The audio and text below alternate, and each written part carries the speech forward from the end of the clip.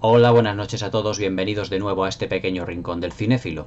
Como lo prometido es deuda, a muchos de vosotros os dije que iba a comentar una de las mejores adaptaciones de una novela de Agatha Christie, precisamente. Y eso es lo que vamos a hacer esta tarde, comentar Testigo de Cargo, una de las mejores películas de Billy Wilder, que además no está acreditado I.A.L. Diamond, que era su guionista, su pareja como guionista, pero que les salió un guión adaptado precisamente de la novela de Agatha Christie a la que hace referencia, en la que se basa, realmente magnífico. Hablar de Billy Wilder es hablar de uno de los grandes genios de la historia del cine. Estamos hablando sinceramente de un director que también como guionista está a la altura de los grandes como Howard Hawks, como Cecil B. DeMille, como Alfred Hitchcock o como John Ford, sin lugar a dudas. La genialidad de Billy Wilder nos ha dado un montón de obras maestras, como por ejemplo El apartamento de 1960, en el que se llevó el Oscar a la mejor película, al mejor guión, protagonizada por Jack Lemmon y Shirley MacLaine. Nos ha dado grandes películas de cine negro como Perdición, protagonizada por Fred MacMurray y por Barbara Stanwyck, La vida privada de Sherlock Holmes, que va a ser un gran proyecto épico, pero que luego quedó reducido a una película de 2 horas, pero que en realidad iba a superar o incluso llegar a las 5 horas de duración, porque iba a estar compuesta por diversos capítulos. Tenemos la película que hoy vamos a comentar, Testigo de Cargo, que es una de las mejores películas de juicios de la historia del cine. Para mí puede ser prácticamente la mejor, junto con Vencedores y Vencidos, el juicio de Nuremberg de Stanley Kramer. Pero sin duda alguna por lo que más destaca Testigo de Cargo es por el maravilloso elenco de protagonistas que tiene, además de por su portentoso guión. El guión de Testigo de Cargo, además de ser la adaptación de la novela de Agatha Christie, no es solo precisamente una simple y una sencilla adaptación, sino que todo ese humor, digamos, sarcástico y cínico que tenían muchas de las películas de Billy Wilder está impresa en esta película. Es decir, no solo nos enfrentamos a una película que es una adaptación directa del legendario relato de Agatha Christie, sino que lo que nos estamos enfrentando directamente, lo que estamos viendo, es una película, ¿cómo lo diría yo?, wilderiana desde cualquier punto de vista. Desde el punto de vista interpretativo, desde el punto de vista argumental, en el que todos sus protagonistas, al igual que en películas como 1, 2, 3, aquel film ya más avanzado en la carrera del director, protagonizado por James Cagney, tiene un ritmo realmente impresionante y muy acelerado. Y cuando hablo de ritmo, digo que los diálogos se suceden a una velocidad prácticamente donde no hay pausa. Pero eso sí, eso es debido a una portentosa dirección de actores de la que el propio Billy Wilder era un maravilloso especialista. No solo tenemos más que ver, por ejemplo, la extraordinaria interpretación, colosal interpretación de Jack Lemmon en El apartamento, sin duda una de las mejores interpretaciones de la historia del cine, de la cual no le dieron un Oscar, y en el que en el año 99 Kevin Spacey, en la ceremonia de los Oscar, dijo que ese Oscar se lo dedicaba a Jack Lemmon, precisamente por haber realizado un papel muy similar Kevin Spacey en American Beauty, es decir, una especie de comedia ácida. En lo que refiere a nivel de casting de actores, tenemos a Charles Lawton, tenemos a Elsa Lanchester, a Tyrone Power y a Marlene Dietrich en los papeles principales. ¿Qué podemos decir de Charles Lawton que muchos a lo mejor no conozcáis? A lo mejor muchos de vosotros pues no le conocen, pero os diré que Charles Lawton es precisamente a lo mejor junto con Peter Ustinov o con Laurence Olivier o con Alec Guinness, uno de los mejores actores británicos de todos los tiempos. También director de cine, que en 1955 realizó La noche del cazador, una de las más fascinantes y hermosas películas de todos los tiempos, que yo también comentaré aquí en el canal. Pero Charles Lawton empezó su carrera precisamente en el cine mudo, interpretando nada más y nada menos que al jorobado de Notre Dame. Perdón, no me acuerdo si era Charles Lawton, no, era Lon Chaney, precisamente. Luego hizo Charles Lawton otra, cuya protagonista femenina era Maureen O'Hara. Con Maureen O'Hara, también además Charles Lawton, fue el protagonista de una película totalmente inolvidable que se llamaba Esta tierra es mía, en el que hacía el papel de un profesor absolutamente colosal y maravilloso que tiene un pequeño retraso mental, pero eso sí, tiene una mente muy clara para todo lo que está sucediendo a su alrededor. Os recomiendo esa película, Esta tierra es mía, protagonizada por Charles Lawton y por Maureen O'Hara, una auténtica obra maestra del séptimo arte. En esta película Charles Laughton, digamos que hace gala de toda la vertiente interpretativa que había considerado, que él había fraguado durante tanto tiempo. Es decir, Charles Laughton en esta película, dirigida muy hábilmente por Billy Wilder, se puede decir que consigue uno de sus mejores papeles y uno de sus más recordados, el de Sir Wilfrid Roberts, es decir, un abogado criminalista que lo que hace es ocuparse de un asunto, de un caso protagonizado por Tyrone Power, del que ahora os hablaré un poco. Pero en esta película se puede decir que Charles Laughton logra, como ya os he dicho, una de sus mejores interpretaciones al realizar un papel tanto dramático como cómico en todas sus vertientes, porque él ha sufrido un ataque al corazón, vuelve a su casa con una enfermera contratada por él, precisamente porque su nombre es un abogado de gran prestigio, es decir, vive en un barrio muy bueno de Londres, y precisamente lo que es la enfermera es su mujer en la vida real, Elsa Lanchester. Y diréis, ¿quién es Elsa Lanchester? Pues Elsa Lanchester, además de ser la mujer en la vida real de Billy Wilder, es nada más y nada menos que la novia de Frankenstein de James Whale, de 1935. Pero claro, aquí estamos hablando de una película de 1957. Habían pasado 22 años y también es la babysitter que se va de casa de los Banks en la película Mary Poppins antes de que Julie Andrews entrase. Elsa Lanchester también es una actriz de gran prestigio, precisamente por la gran variedad de papeles en las que estuvo inmersa, sobre todo en los papeles cómicos. La Walt Disney Productions, además, la contrató para una serie de interpretaciones, como por ejemplo en aquella de un gato del FBI, protagonizada por Dean Jones y Hayley Miles. Pero Elsa Lanchester tiene una química con Charles Laughton en esta película realmente encomiable. Además que se notaban que eran marido y mujer porque las miradas que hay de odio, pero también de conflictividad entre ellos, pero de camaradería, son absolutamente inolvidables. La química que hay, por ejemplo, en la primera secuencia cuando van en el coche hacia ya el domicilio de Sir Wilfrid Roberts es absolutamente genial. El gesto que tiene Charles Laughton por decir, acabo de salir de un hospital, llevo aquí 2 meses, por favor, deje de hablar. Y ella sigue hablando y hablando y hablando. Y dice, ¿qué es lo que usted desearía ahora, Sir Wilfrid? Y dice él, cínicamente, con esa flema, pero con ese talento británico, ese humor británico que tiene, dice, que usted cerrara la boca de una vez. Realmente extraordinarios los dos. Y esta pareja van a ser no el eje central de la película, pero sí, además, protagonizan una serie como de pequeños gags que son inolvidables, porque al hacer de enfermera, Elsa Lanchester lo que quiere cuidar es de Sir Wilfrid, que le tiene como una especie como de apego marital, es decir, le trata como si fuera excesivamente bien, como si fuera su marido, pero es que era su mujer en la vida real. Y Billy Wilder durante el rodaje precisamente le dijo a Elsa Lanchester, encárgate de él como si fuera realmente tu marido. Métete de lleno en el papel de mujer, además del de enfermera. Y precisamente, si podéis ver, Elsa Lanchester le trata con todo mimo, con toda educación, con todo cuidado, preocupándose por las pastillas que tiene que tomar, a la hora que tiene que tomar, todo ello. Es decir, es más que una enfermera para ella. Pero realmente el hilo conductor o columna vertebral que tiene esta película es, sin duda, para mí, el caso protagonizado por Tyrone Power. Tyrone Power era uno de los galanes de la época del cine clásico de Hollywood. Ya en los años 50 ya estaba un poco madurito, era más de los años 40 y que era además de un galán, protagonizó, además de películas de galán, grandes películas de aventuras como por ejemplo El Cisne Negro, también con Maureen O'Hara. Y es que Maureen O'Hara, una de las reinas del Technicolor.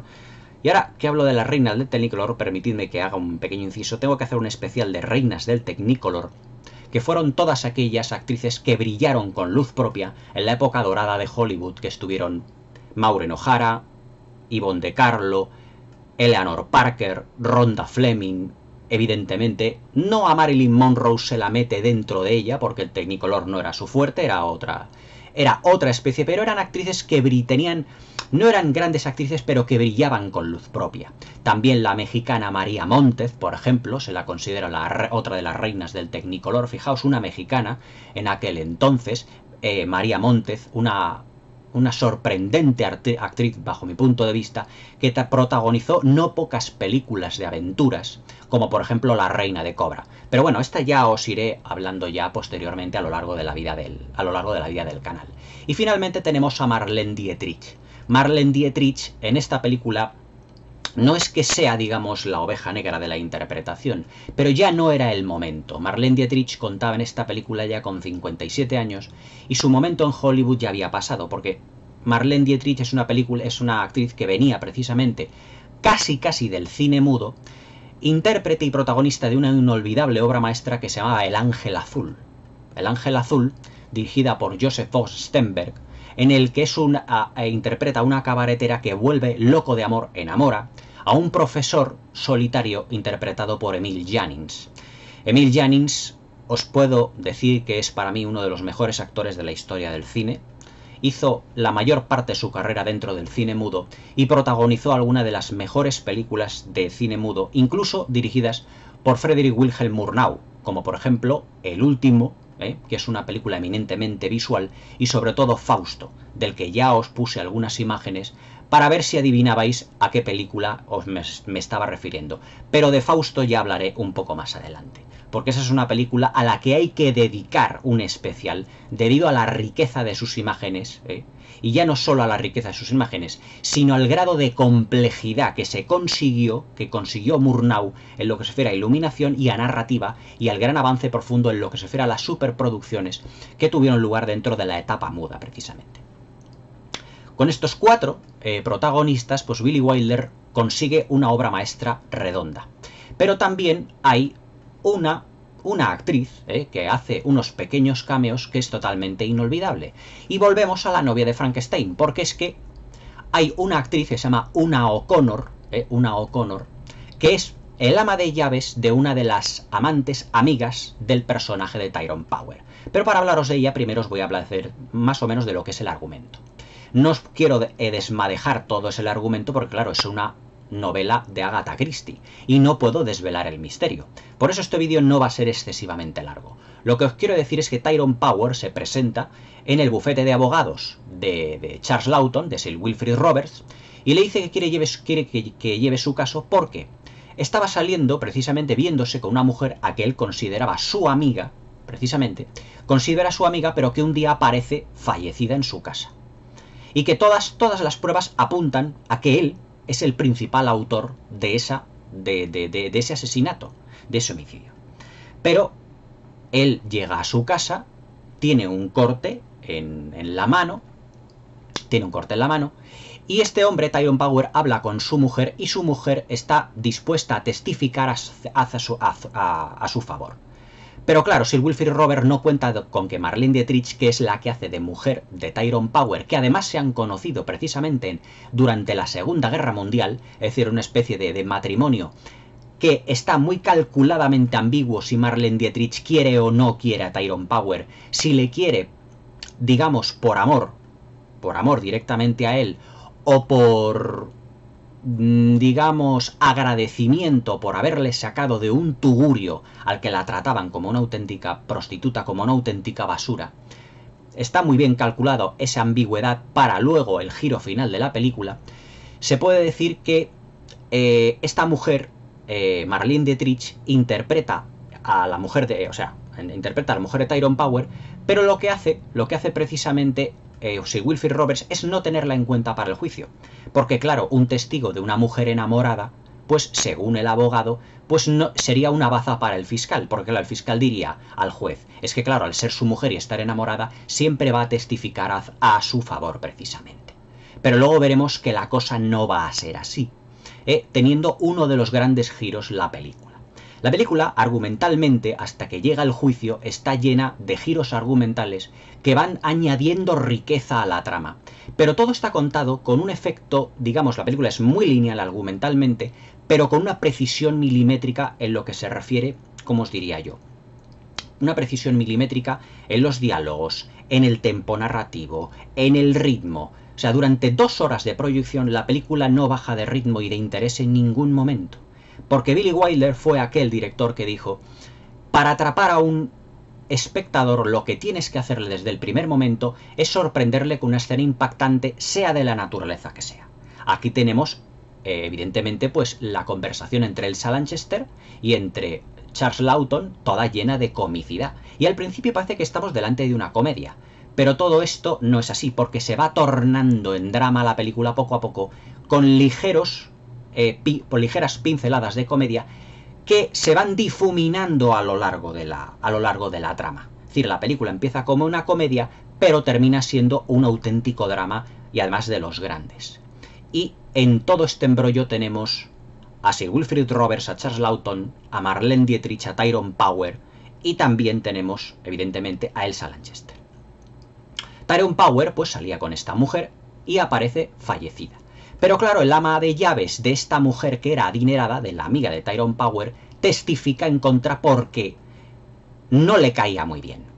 No le caía realmente bien. Pero luego vemos que había un testamento que iba a dejar esta mujer rica, adinerada, viuda, precisamente a su ama de llaves, interpretada por Una O'Connor, la ama de llaves de la novia de Frankenstein. O sea, ya tenemos dos personajes de la novia de Frankenstein en esta película. Fijaos la casualidad. Y es que, claro, cuando un director de la talla de Billy Wilder quería contar con grandes actores principales, pero también con grandes secundarios, evidentemente lo que hacía era recoger a todos aquellos que él, con su sabiduría cinéfila, sabía que le iban a dar tanto una pincelada dramática como una pincelada, digamos, de humor. Acordaos de que Una O'Connor, el ama de llaves, también del Dr. Frankenstein, en la novia de Frankenstein, es la que se encarga de la parte humorística de la película, de la parte sarcástica, de la parte cínica. Pues aquí hace prácticamente lo mismo. Y Sir Wilfrid Roberts, Charles Laughton, cuando la interroga en la película, también tiene esos rasgos. Pero aquí ya no estamos hablando de 1935. Ya han pasado bastantes años más. Y Una O'Connor también se la nota el paso del tiempo, evidentemente igual que a Elsa Lanchester. Pero fijaos que Elsa Lanchester hizo de novia de Frankenstein y Una O'Connor era el ama de llaves del Dr. Frankenstein. La película, ya os digo, que se desarrolla con un ritmo imparable, toda ella engalanada por un diseño de producción fantástico. Es decir, aquí es donde tenemos otro de los grandes fuertes del gran Billy Wilder, la puesta en escena. Es decir, la puesta en escena es una declaración de intenciones en el primer plano de la película, donde se nos muestra un gigantesco, ¿cómo os diría yo? Donde se nos muestra una gigantesca sala de juicios, en donde vemos, pues, todo lo que son los típicos juicios ingleses, es decir, un montón de abogados, de fiscales, el juez, con sus togas y con sus pelucas puestas. Y cómo la cámara va recorriendo poco a poco en un zoom, recogiendo todo lo que es la puesta en escena hasta enfocar lo que es el escudo, o un escudo que yo interpreto puede ser un escudo de la justicia para los ingleses. Pero Billy Wilder también tiene muchas concesiones a lo que es la justicia en esta película. Y es, por ejemplo, que en algunos planos aparece lo que es el símbolo de la justicia, es decir, esa mujer ataviada con un vestido, con una cinta en los ojos y con una balanza en las manos.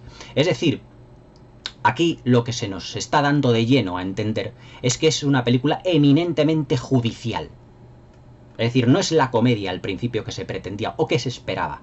Pero he ahí la baza de Billy Wilder. Aquí lo que tenemos es una película de juicios al más puro estilo del juicio de Nuremberg, cualquier película de juicios desde un punto de vista más serio, más adulto, de lo que cabría esperar desde un primer momento.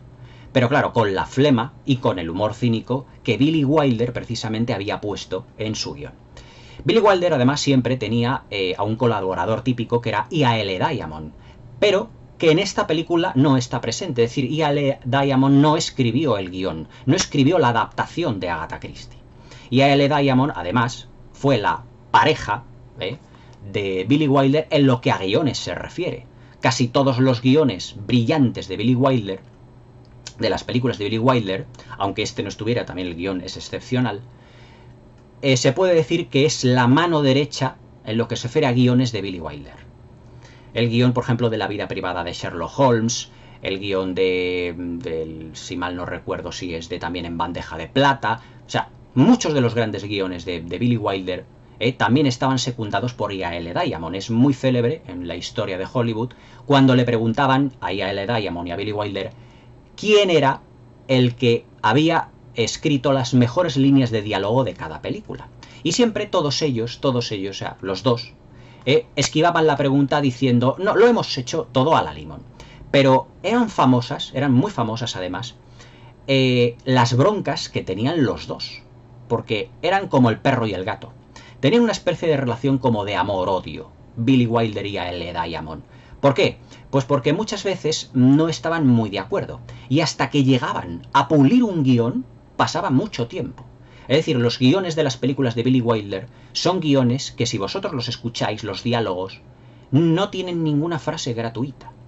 Están pulidos, tienen un grado de pulimento, tienen un grado de exactitud, todas quieren decir, todas las frases tienen su significado, todos son consecuencia de lo que va a venir, todas se anteponen a hechos que van a venir, todas, es decir, son guiones que no están escritos a la limón por cualquier director, mejor dicho, a la limón. Lo digo a la limón porque son los dos guionistas. Pero no son guiones que estén escritos por así decirlo, por un don nadie. Son guionistas que se metían además juntos en una habitación de un hotel y se tiraban semanas allí escribiendo y escribiendo y escribiendo. Y hasta que no quedaba el guión como los dos quedaban absolutamente satisfechos, no quedaba perfecto, y ahora entonces cuando Billy Wilder decía, y ahora ya sí pues se puede empezar a rodar. El resultado, en lo que se refiere a guión, era una obra maestra, como lo son El apartamento, El crepúsculo, Los dioses y todas las películas de Billy Wilder que también tuvo con I.A.L. Diamond. La verdad es que en lo que se refiere a guión, bajo mi punto de vista, Billy Wilder era mejor guionista que director. Pero ya en 1995, a punto de fallecer, Billy Wilder le preguntaron, bueno, señor Wilder, ¿cuál es? Díganos por favor, cuando ya estaba muy enfermito el pobre, ¿cuál era las mejores líneas de diálogo? Y ya tuvo él que decir, dice, mi mano derecha siempre fue I.A.L. Diamond, que había fallecido años anteriormente. Y las mejores líneas de diálogo, corresponden precisamente a él. Es decir, era I.A.L. Diamond la auténtica columna vertebral de las películas, de los guiones de las películas de Billy Wilder. Es decir, que Billy Wilder hacía más labor de director y de revisión del guión, y era I.A.L. Diamond el que escribía lo que era, o el que, mejor dicho, pulía el guión. Billy Wilder lo escribía, I.A.L. Diamond lo pulía, luego discutían para ver si estaban o no los de acuerdo, y luego toda la dirección se la dejaba evidentemente a Billy Wilder. Siempre la dirección de Billy Wilder en todas sus películas han sido realmente de Oscar. Ganó el Oscar por El apartamento en 1960, pero yo le hubiera dado 50.000 Oscar más a este grandísimo director que nos ha regalado un gran puñado de obras maestras. Ya no solo El apartamento. Es muy difícil deducir ahora cuál es la mejor película de Billy Wilder. Unos dicen que es Perdición, otros dicen que es El apartamento, otros dicen que es El crepúsculo de los dioses, otros dicen que es En bandeja de plata. Son los responsables de grandes películas de la pareja entre Jack Lemmon y Walter Matthau. Eran realmente magníficos. Es más, como otra pequeña anécdota, os diré que en una representación teatral, Jack Lemmon y Walter Matthau hicieron de Billy Wilder y I.A.L. Diamond, interpretando cómo se comportaban ellos cuando iba a escribir un guión. Y empezaba Jack Lemmon interpretando a Billy Wilder, y Walter Matthau interpretando a I.A.L. Diamond. En ese aspecto no estoy muy seguro. Decía, bueno, pues podemos empezar diciendo hola, buenos días. Y decía Walter Matthau, no me gusta. Y decía Jack Lemmon, bueno, decimos buenas mañanas tenga usted. No, tampoco me gusta, no puede ser así. Bueno, y así, claro, era evidentemente una parodia de todas esas grandes discusiones que tenía, que incluso en los rodajes se les oía dentro de los camerinos gritar para corregir o no todo lo que son los guiones que tenían sus films. Pero claro, eran dos genios con dos grandes caracteres que cuando se juntaban y que llegaban a un acuerdo conseguían una película realmente inolvidable. Realmente inolvidable. Por eso la filmografía de Billy Wilder está llena de grandes guiones, pero también de grandes direcciones de actores. Porque Billy Wilder, yo lo digo, que en lo que a director de actores se refiere, era realmente magnífico. Era uno de los grandes. También se En la planificación de esta película de Testigo de Cargo, como ya os hablé de la planificación en el vídeo que hice sobre Peter Jackson, clasicismo cinematográfico, la planificación de Billy Wilder en esta película también nos lleva a ese clasicismo, es decir, le encantan los planos generales y luego ir reduciendo poco a poco, los planos a planos más planos medios, planos americanos, primeros planos. Todo ello, por ejemplo, en la planificación del juicio. Todo ello está hecho de esa manera. Y luego también tiene una fuerza en los planos y contraplanos realmente impresionante. La interpretación de Tyrone Power, que era más estrella que actor, también es realmente sobresaliente. Pero se nota que en algún momento puede ser que intentase llegar al nivel de Charles Laughton, pero no podía ser. O sea, Charles Laughton era un actor británico y Tyrone Power era más galán, más estrella que actor, que era lo que le pasaba precisamente a Marlene Dietrich. Pero claro, Billy Wilder exprimió a Tyrone Power todo lo que pudo, consiguiendo sin duda también una de sus mejores interpretaciones. Todo ello para darnos una película realmente sobresaliente en todos los aspectos. La fotografía es otro de los puntos fuertes técnicamente hablando. O sea, ese blanco y negro que parece derivado de un Technicolor. Esta película, por ejemplo, si se le añadiese directamente así, plaf, en todos los fotogramas un color, o sea, el Technicolor parece un Technicolor porque todo está iluminado para que se vea con una claridad concisa y con una profundidad de campo realmente extraordinaria. O sea, es decir, no es que Billy Wilder fuera un exquisito de la imagen, no lo era. Su punto fuerte era la dirección de actores y el guión. Pero en esta película precisamente le saca partido a los pocos decorados que hay, como muy pocos directores han sabido hacerlo.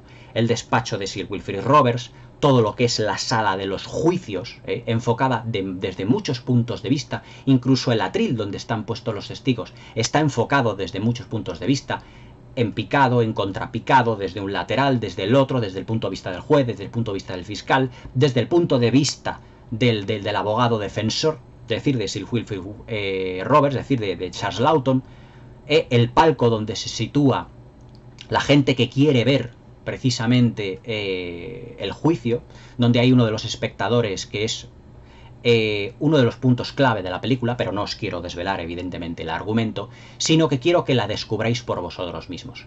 Podría estar muchas más horas hablando de Testigo de Cargo, pero claro, es una película que entraña un juicio que a la vez lleva a un misterio y a giros de guión al final, que tiene varios giros de guión que no os los podéis ni esperar.